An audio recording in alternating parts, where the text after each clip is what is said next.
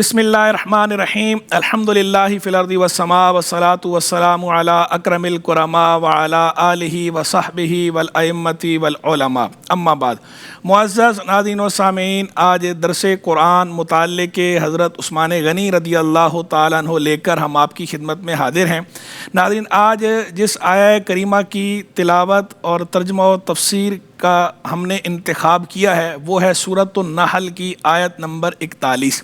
پہلے میں آیہ کریمہ کی تلاوت کا شرف حاصل کرتا ہوں، پھر اس کا ترجمہ کرتا ہوں اور پھر اس کے معنی اور مفاہیم کی تحلیل اور تجزیے کی طرف آتا ہوں۔ تو اللہ تبارک و تعالیٰ قرآن مجید فرقان حمید برہان رشید میں ارشاد فرماتا ہے، بسم اللہ الرحمن الرحیم، والذین ہاجروا فی اللہ من بعد ما ظلموا لنبوئنہم فی الدنیا حسنہ ولأجر الآخرۃ اکبر لو کانوا یعلمون۔ اور وہ لوگ جن پر ظلم ہوا اور ظلم ہونے کے بعد انہوں نے اللہ کے لیے ہجرت کی، ہم انہیں ضرور دنیا میں اچھا ٹھکانہ دیں گے اور آخرت کا اجر تو اس سے بھی بڑا ہے، کاش وہ جانتے۔ اور آگے اگلی آیت نمبر 42 وہ بھی اس سے لنک اپ ہے، تو اس میں فرمایا الذین صبروا وعلی ربہم یتوکلون، وہ لوگ کہ جنہوں نے صبر کیا اور اپنے رب پر بھروسہ کرتے ہیں۔ اب یہ آیہ کریمہ جو ہے جس کا ہم نے انتخاب کیا اور جس کی تلاوت کا ہم نے بھی شرف حاصل کیا، یہ آیہ کریمہ بنیادی طور پر سورۃ النحل کی آیہ کریمہ ہے، اور سورۃ النحل 14واں پارہ ہے، اور سورۃ النحل کی آیات کل ہیں 128۔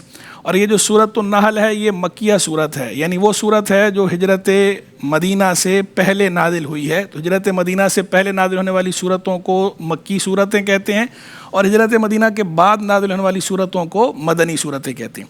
تو حضور جان عالم علیہ الصلوۃ والسلام پر ہجرت سے پہلے جو آخری صورتیں نازل ہوئی ہیں ان میں سے ایک یہ ہے سورۃ النحل۔ اس کی آیہ نمبر 68 کے اندر اللہ تبارک و تعالیٰ نے یہ ارشاد فرمایا تھا کہ وَأَوْحَىٰ رَبُّكَ إِلَى النَّحْلِ أَنِ اتَّخِذِي مِنَ الْجِبَالِ بُيُوتًا وَمِنَ الشَّجَرِ وَمِمَّا يَعْرِشُونَ۔ اس میں یہ جو نحل کا لفظ آیا ہے، اس لفظ کے اوپر پوری سورت کا نام رکھا گیا ہے۔ نحل ویسے کہتے ہیں شہد کی مکھی کو، تو اللہ نے اس کے اندر چونکہ بیان فرمایا کہ تمہارے رب نے شہد کی مکھی کے دل میں یہ بات ڈالی کہ وہ پہاڑوں پہ اپنا چھتا بنائے، درختوں پہ اپنا چھتا بنائے، اور لوگوں کے بنائے ہوئے چھپر ان پہ اپنا چھتا بنائے، تو وہاں جو شہد کی مکھی کا ذکر آیا ہے تو اس ذکر کی مناسبت سے اس سورت کا نام رکھا گیا ہے سورۃ النحل۔ اب اس کے اندر یہ جو آیت ہے، آیت نمبر 41، اس میں اللہ تبارک و تعالیٰ نے یہ ارشاد فرمایا، ہجرت کی اہمیت ظاہر فرمائی ہے، اور قربانی دینے کی اہمیت ظاہر فرمائی ہے، ایثار کی اہمیت ظاہر فرمائی ہے، اور اس کے ساتھ صبر کی اہمیت ظاہر فرمائی ہے، اور توکل کی اہمیت ظاہر فرمائی ہے کہ جو ایمان والے ہیں، جو اللہ کے محبوب علیہ الصلوۃ والسلام پر ایمان لائے ہیں، اللہ کو ماننے والے، یوم آخرت کو ماننے والے، ان پر جب ظلم و ستم ہوا تو اس ظلم و ستم نے بھی ان کے پائے ثبات میں کوئی لغزش پیدا نہیں کی، بلکہ وہ ڈٹے رہے ہیں، استقامت کا پہاڑ بنے رہے ہیں، کوہ استقامت بن کے انہوں نے مقابلہ کیا ہے ظلم کا، جبر کا، اور انہیں اپنا گھر بار قربان کرنا پڑ گیا ہے تو گھر بار بھی قربان کر ڈالا ہے، مال کی قربانی دینی پڑی ہے تو مال کی قربانی دی ہے، گھر بار کی قربانی دینی پڑی، گھر بار کی قربانی دی انہوں نے، اور ہجرت کر لی، اپنا ملک چھوڑ دیا، اپنا خطہ چھوڑ دیا، اللہ کی خاطر ہجرت کر لی۔ تو اللہ نے وعدہ فرمایا کہ جو ایسا کر رہے ہیں ہم انہیں ضرور دنیا میں اچھا ٹھکانہ دیں گے، یعنی دنیا کا بھی اللہ نے ان سے وعدہ فرما لیا، اور آگے اللہ تبارک و تعالیٰ نے آخرت کی بھی خوشخبری سنا دی کہ یہ جو تم نے اللہ کی خاطر ہجرت کی ہے یہ تمہاری ہجرت رائے گاہ نہیں جائے گی، یہ نہ سمجھنا کہ تمہارا گھر بار جو ہے وہ ضائع ہو گیا، تم نے جو اللہ کی خاطر ہجرت کی ہے، اللہ کی خاطر قربانی دی ہے، تو یہ اللہ سے معاملہ کیا ہے، تو جو اللہ سے معاملہ کرتا ہے تو وہ نقصان میں نہیں رہتا، وہ گھاٹے کا سودا نہیں ہے، اللہ سے کیا گیا سودا۔ تو یہ اللہ سے سودا کر رہے ہو تو دیکھو آخرت میں تو جو تمہیں اجر اللہ دے گا، اس دنیا میں بھی اللہ تبارک و تعالیٰ تمہیں اچھا ٹھکانہ دے گا، اس دنیا میں بھی تم اپنی آنکھوں سے دیکھو گے۔ اور واقعی دنیا میں پھر دیکھا، دنیا نے بھی دیکھا اور انہوں نے خود بھی دیکھا جن سے یہ وعدہ فرمایا گیا، جن سے یہ ہجرت کا وعدہ فرمایا گیا۔ تو ابھی سے یہ ہجرت مدینہ سے پہلے نازل ہونے والی صورت ہے، اس سے پہلے یہ بات فرمائی جا رہی ہے، اس سے پہلے بتایا جا رہا ہے کہ ہم دنیا میں اچھا ٹھکانہ دیں گے، ضرور دیں گے۔ یعنی پریشان نہ ہونا، غم نہ کرنا، ہم ٹھکانہ دیں گے۔ اور ٹھکانہ کیسا ملے گا؟ کہ وہی لوگ جنہوں نے ظلم کیا، وہی لوگ جنہوں نے جبر کیا، وہی لوگ جنہوں نے اذیتیں دیں، وہ لوگ مغلوب ہو کر، مقہور ہو کر، مجبور ہو کر تمہارے سامنے آئیں گے، اور پھر تم لوگ انہیں معاف کرو گے۔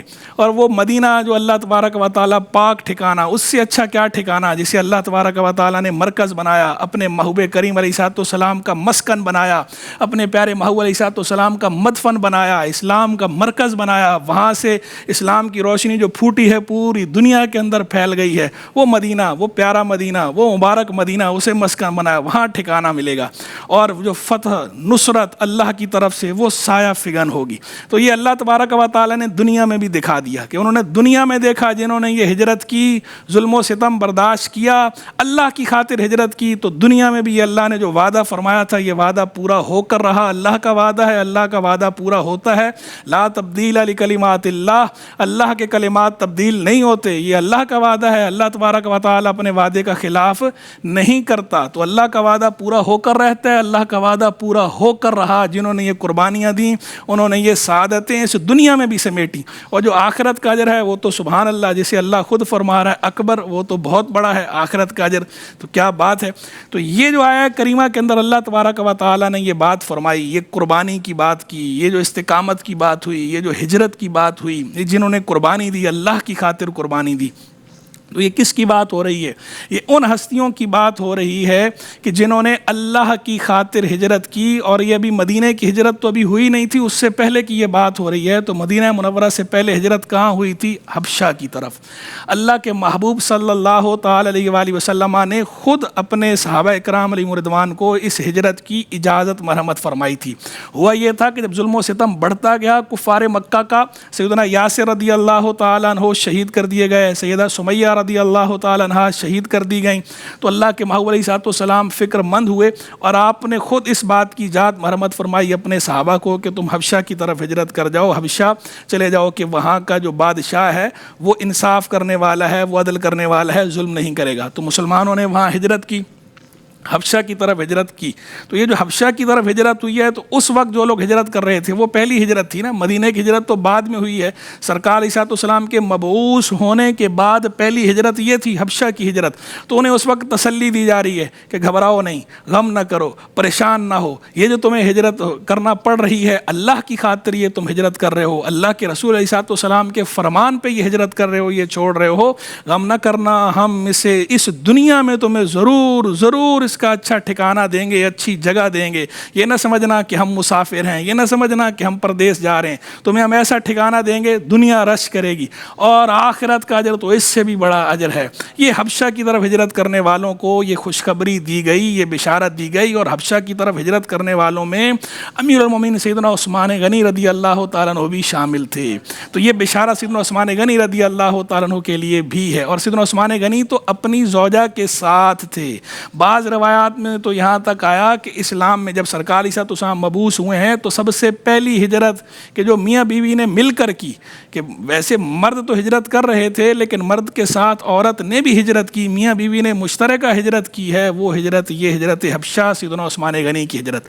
بلکہ ایک ضعیف روایت میں تو یہاں تک آیا ہے کہ سیدنا لوط علیہ نبینا علیہ الصلوۃ والسلام کے بعد سب سے پہلے جس مرد نے اپنی بیوی کے ساتھ ہجرت کی اللہ کے لیے، وہ عثمان بن عفان ہے۔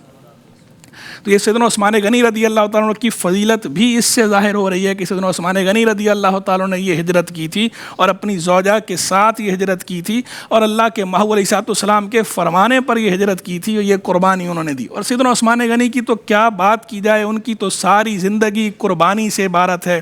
جتنی قربانیاں انہوں نے دی ہیں اسلام کی خاطر، اللہ کے لیے، اللہ کے محبوب علیہ الصلوۃ والسلام کے لیے، اتنی قربانیوں کی مثال شاید ہی کوئی دوسری ملے، کہ انہوں نے اپنا گھر بار قربان کیا، اپنا مال قربان کیا، اپنی جان کا نذرانہ پیش کیا ہے۔ انہوں نے ہر طرح سے تن من دھن ہر طرح سے انہوں نے دین کی خدمت کی ہے، ہر طرح سے سیدنا رسول اللہ علیہ الصلوۃ والسلام کی خدمت کی ہے۔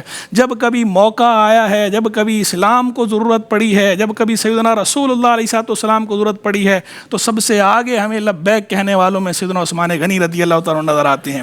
2 مرتبہ سیدنا عثمان غنی رضی اللہ تعالیٰ عنہ نے اللہ کے محبوب سے اس دنیا میں جنت خریدی ہے۔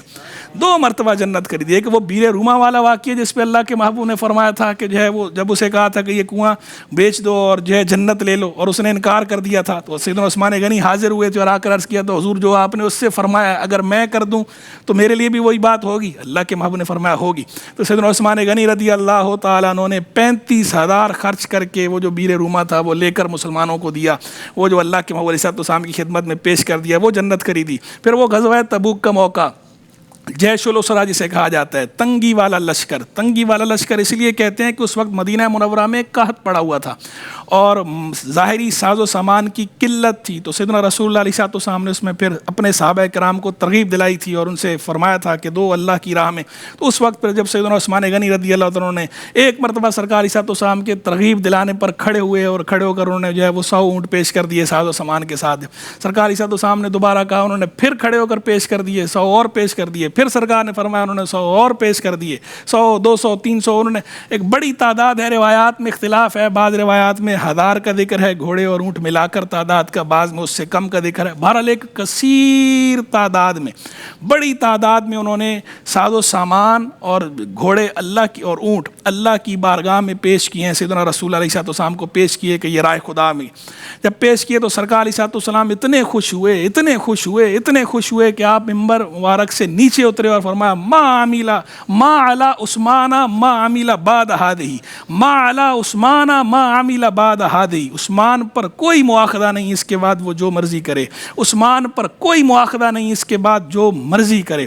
یہ سیدنا رسول علیہ السلام کی خوشی کا عالم ہے. سیدنا عثمان غنی رضی اللہ تعالیٰ عنہ کے اس ایثار پر, ان کی سخاوت پر, یہ وہ سخاوت ہے ان کی کہ سید الاسخیاء ان کا ٹائٹل ہے, ان کا لقب ہے کہ یہ سخیوں کے سردار ہیں اور ان کے نامی اس میں گرامی کا حصہ بن گیا ہے غنی. آج ہم ان کا نام لیتے ہیں تو کہتے ہیں غنی. غنی ویسے مالدار کو بھی کہتے ہیں اور غنی بے نیاز کو بھی کہتے ہیں. اگر مالداری کو دیکھیں تو بھی سیدنا عثمان غنی رضی اللہ تعالیٰ عنہ غنی, ایسے مال والے کہ سبحان اللہ آج تک ان کی مالداری کی مثالیں بھی دی جاتی ہیں اور پھر مالداری کے ساتھ ساتھ ان کی دلداری کی مثالیں بھی دی جاتی ہیں. ورنہ مال کسی کے پاس ہوتا ہے لیکن دل نہیں ہوتا, ایسے بہت تھوڑے لوگ ہوتے ہیں. کسی کے پاس مال ہے دل نہیں, کسی کے پاس دل ہے مال نہیں ہے. ایسے لوگ تھوڑے ہیں کہ مال بھی ہے اور دل بھی ہے. تو سیدنا عثمان غنی رضی اللہ تعالیٰ عنہ ان لوگوں کے سرداروں میں سے ایک ہیں کہ جن کے پاس مال بھی ہے اور ان کے پاس دل بھی ہے. وہ دل کے بھی غنی ہیں اور وہ ہاتھ کے بھی غنی ہیں. سخاوت بھی ایسی ہے اور پھر ان کا دل, اور بے نیاز ہیں, مخلوق سے بے نیاز ہیں, اپنے رب کے حضور نیاز مند ہیں, مخلوق سے بے نیاز ہیں, غنی ہیں. تو ان کے نام کا حصہ بن گیا ہے. مالداری کے اعتبار سے بھی غنی, بے نیازی کی بات کریں تو بے نیازی کے اعتبار سے بھی وہ غنی ہیں. یہ سیدنا عثمان غنی رضی اللہ تعالیٰ عنہ کی شان. اور پھر جو سیدنا عثمان غنی رضی اللہ تعالیٰ عنہ کو اللہ کے محبوب نے خوش ہو کر سیدنا عثمان غنی کو اپنی ایک شہزادی ان کے نکاح میں دی ہیں, حبالہ عقد میں دی ہیں, سیدہ رقیہ رضی اللہ عنہ. ان کا انتقال ہوا, دوسری شہزادی پیش کی سیدہ ام کلثوم رضی اللہ تعالیٰ عنہ. یہ شرف کسی کو حاصل نہیں کہ بیک وقت یک بعد دیگرے کسی نبی کی 2 شہزادیاں کسی کے عقد میں آئی ہوں سوا سیدنا عثمان غنی کے. یہ شرف صرف اور صرف سیدنا عثمان غنی رضی اللہ تعالیٰ عنہ کا ہے. اسی لیے ان کا نام پڑ گیا ذو النورین. آپ جمعے کے خطبے سنتے ہیں, ان کا نام لیا جاتا ہے تو کہا جاتا ہے ذو نورین, 2 نوروں والا. نور کی سرکار سے پایا دوشالہ نور کا, ہو مبارک تم کو ذو النورین, جوڑا نور کا. تیری نسل پاک میں ہے بچہ بچہ نور کا, تو ہے عین نور, تیرا سب گھرانہ نور کا. یہ ایک ہے ذو النورین کا کی وجہ تسمیہ. ایک وجہ تسمیہ یہ بھی ہے کہ آپ رضی اللہ عنہ کثرت سے نوافل پڑھا کرتے تھے. بعض اوقات ساری رات نوافل میں گزار دیتے تھے. بعض اوقات ایک رکعت میں بھی قرآن مجید ختم کرنا آپ سے منقول ہے. تو قرآن کی تلاوت اور نماز یہ دونوں بھی نور ہیں. قرآن بھی نور ہے اور صلاۃ یہ بھی نور ہے. تو چونکہ آپ نے ان دونوں نوروں کو جمع کر رکھا تھا, رات میں نوافل پڑھتے تھے, قرآن کی کثرت سے تلاوت کرتے, تو یوں بھی آپ ذو النورین ہیں. اور پھر ایک بڑے امام گزرے, امام ابن عابدین شامی رحمہ اللہ, ان کے مرشد ہیں شیخ خالد نقشبندی رحمہ اللہ. علامہ آلوسی نے روح المعانی میں بیان کیا کہ شیخ خالد نقشبندی نے خطاب فرمایا, کہا کامل 4 طرح کے ہیں. ایک نبوت, اور نبوت کے قطب مدار ہمارے آقا مولا سیدنا محمد رسول اللہ علیہ السلام. پھر صدیقیت اور اس کے قطب مدار سیدنا صدیق اکبر رضی اللہ عنہ. پھر शहादत उसके खुतब मदार सैयदना फारूक आदम रज़ियल्लाहु अन्हु, फिर विलायत उसके खुतब मदार सैयदना मौला अली करमल्लाहु तआला वजहुल करीम। तो किसी ने पूछा हज़रत उस्मान गनी का इन तीन खुलफा में क्या मर्तबा है, तो उन्होंने फरमाया उन्होंने शहादत से भी हिस्सा पाया, विलायत से भी हिस्सा पाया, और आरिफीन के नज़दीक ज़ुन्नूरैन का माना ये है कि दो नूरों वाले यानी शहादत वाले भी हैं और विलायत वाले भी हैं। तो ये सैयदना उस्मान गनी रज़ियल्लाहु अन्हु ज़ुन्नूरैन है। और फिर आगे जो है वो अल्लाह ने फरमाया आखिरत का अजर तो क्या ही बात है, बहुत उम्दा। और लौ कानू यालमून, काश ये जानते, अल्लज़ीना सबरू, जिन्होंने सब्र किया, व अला रब्बिहिम यतवक्कलून, और अपने रब पर भरोसा रखते हैं। तो ये हमारे लिए भी सबक है कि हमने कुर्बानी देनी है। अगर दीन की खातिर जुल्म व सितम सहना पड़े, जुल्म व सितम सहना है, इस्तिकामत इख्तियार करनी है, अल्लाह के दीन को नहीं छोड़ना, जुल्म हो जबर हो अल्लाह के दीन को नहीं छोड़ना, और सब्र से काम लेना है और अपने रब पे भरोसा रखना है। और अगर हिजरत करनी पड़ जाए, घर बार की कुर्बानी देनी पड़ जाए, दे देनी है, उसका सिला आखिरत में मिलेगा मिलेगा, दुनिया में भी अल्लाह का वादा है, अल्लाह उसका सिला अता फरमाएगा ही फरमाएगा। व आखिरु दावाना अनिल हम्दुलिल्लाहि रब्बिल आलमीन। जी बेटा, अब आप लोगों ने कोई सवाल पूछना हो, एनी क्वेश्चन, हल मिन सवाल। अस्सलामु अलैकुम वरहमतुल्लाह। वालेकुम अस्सलाम वरहमतुल्लाह। मुफ्ती साहब, मेरा सवाल यह है कि हज़रत उस्मान गनी रज़ियल्लाहु ताला अन्हु का हुज़ूर अकरम सल्लल्लाहु अलैहि वसल्लम से क्या रिश्ता था? माशाअल्लाह, गुड क्वेश्चन। बेटा, सैयदना उस्मान गनी रज़ियल्लाहु ताला अन्हु की जो नानी थी, सगी नानी, हज़रत बैदा बिनत अब्दुल मुत्तलिब, वो हुजूर जाने आलम सल्लल्लाहु ताला अलैहि वसल्लम के वालिद गिरामी हज़रत अब्दुल्लाह की सगी बहन थी, यानी सरकार अलैहिस्सलाम की सगी फूफी थी। और आपकी जो वालिदा हैं वो हुजूर जाने आलम अलैहिस्सलाम की फुफ्फीज़ाद बहन हैं। तो यूँ आप सरकार अलैहिस्सलाम के दूर से भतीजे बनते हैं। आपका सरकार अलैहिस्सलाम से ये रिश्ता था वालिदा की तरफ से, ननिहाल की तरफ से, और ददयाल की तरफ से भी पीछे 5वीं पुश्त में जाके अब्द मुनाफ पे जाके आपका सिलसिला नसब वालिद की तरफ से भी सैयदना रसूलुल्लाह अलैहिस्सलाम के साथ जाकर मिल जाता है। तो रूहानी ताल्लुक़ तो अपनी जगह पर सुभान अल्लाह, नसबी ताल्लुक़ भी सैयदना उस्मान गनी रज़ियल्लाहु तआला अन्हु का हुजूर जाने आलम अलैहिस्सलाम से है, करीबी रिश्ता है आपका। और कोई सवाल बेटा? अस्सलामु अलैकुम वरहमतुल्लाहि वबरकातुहू। मुफ्ती साहब, उम्मीद करता हूँ आप खैर आफियत के साथ होंगे। मुफ्ती साहब, मेरा सवाल ये है कि तवक्कल से क्या मुराद है? जी बेटा, ये देखिए आयत के अंदर जिक्र आया ना, अल्लज़ीना सबरू व अला रब्बिहिम यतवक्कलून, वो लोग जिन्होंने सब्र किया और अपने रब पे भरोसा करते हैं। तो तवक्कुल का मतलब होता है भरोसा करना। किस पे भरोसा करना? यानी अल्लाह पे भरोसा करना। अच्छा, आजकल एक मिसकंसेप्शन ये पाई जाती है, बहुत से लोग ये समझते हैं कि शायद तवक्कुल का मतलब ये है कि बंदा हाथ पे हाथ धरे बैठा रहे, कोई काम ना करे, कोई तदबीर इख्तियार ना करे, और जब कहो तो कहते हैं जी हमने तवक्कुल कर लिया, अल्लाह पे भरोसा कर लिया। तो तवक्कुल का ये मफ़हूम दुरुस्त नहीं है। तवक्कुल का ये मतलब हरगिज़ नहीं है कि आपने तदबीर इख्तियार नहीं करनी, आपने कोई काम नहीं करना, बल्कि तवक्कुल का मतलब ये है कि ये दुनिया आलम असबाब है, यहाँ पर असबाब और मुसब्बबात बाहम मरबूत हैं। तो यहाँ आपने कोशिश करनी है, असबाब इख्तियार करने हैं, लेकिन जो दिल का भरोसा है वो असबाब पे नहीं होना चाहिए, वो खालिक के असबाब पर हो, वो मुसब्बिबुल असबाब पर हो, यानी अल्लाह पर हो। और इसकी तरफ रहनुमाई करती है हमारी हदीस भी कि जब अल्लाह के महबूब अलैहिस्सलाम की बारगाह में एक दफ़ा एक आदमी ने आकर अर्ज़ किया कि हुजूर मैं अपनी ऊँटनी बांधूँ या अल्लाह पे तवक्कुल करूँ?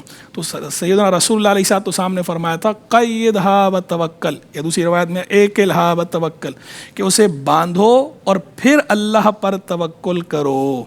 यानी ये बता दिया कि असबाब इख्तियार करने हैं, सबब इख्तियार करने के बाद अब भरोसा असबाब पे नहीं करना, भरोसा खालिक के असबाब पे करना है, मुसब्बिबुल असबाब पे करना है। ठीक है।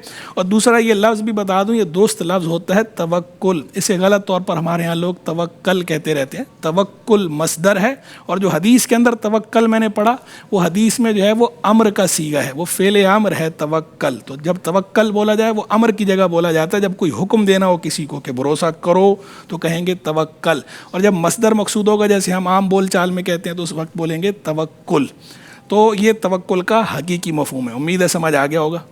अल्लाह तबारक व तआला से दुआ है कि जो कुछ सुना, सीखा, समझा, इसे अल्लाह तबारक व तआला दुरुस्त अंदाज में याद रखने, इस पर अमल करने और दूसरों तक दुरुस्त अंदाज में पहुँचाने की तौफ़ीक़ रफ़ीक मरहमत फ़रमाए। सैयदना उस्मान गनी रज़ियल्लाहु तआला के दराजात और बुलंद फ़रमाए और हमें उनके फ़ैज़ व बरक़ात से अज़्ज़ वाफ़िर अता फ़रमाए। व आखिरु दावाना अनिल हम्दुलिल्लाहि रब्बिल आलमीन। क्या उस्मान गनी का